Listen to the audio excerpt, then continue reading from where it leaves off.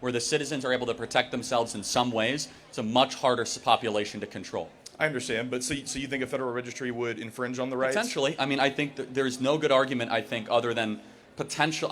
I ascribe to the government bad motives and bad intentions when it wants to infringe more on these types of freedoms and liberties. Well, I understand. I just personally don't see it as an infringement because, like we just said, and I think we agreed that owning a gun is a right. However, Yes. I think it was responsibilities. But also I wanted to ask, is voting a right or is that a privilege?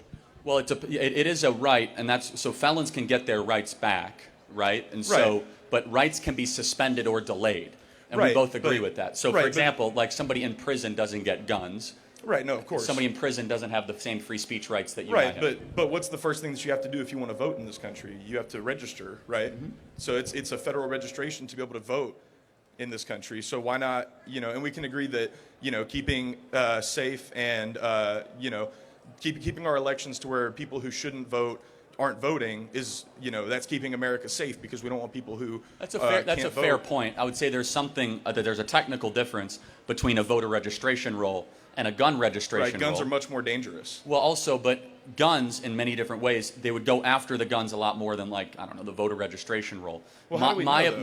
My worldview comes out of one in the 20th century, where almost every totalitarian government went after the guns first, and the confiscation of guns then leads into the erosion of freedom and liberty. Right, but wouldn't you say in the 20th century, as you just said, that the disparity between the technology that citizens had to protect themselves compared to what the military had, wouldn't you say that there was a much smaller disparity as opposed to what we see nowadays? Somewhat. I think that's a fair point. So, I'm acknowledging that's a fair point. okay.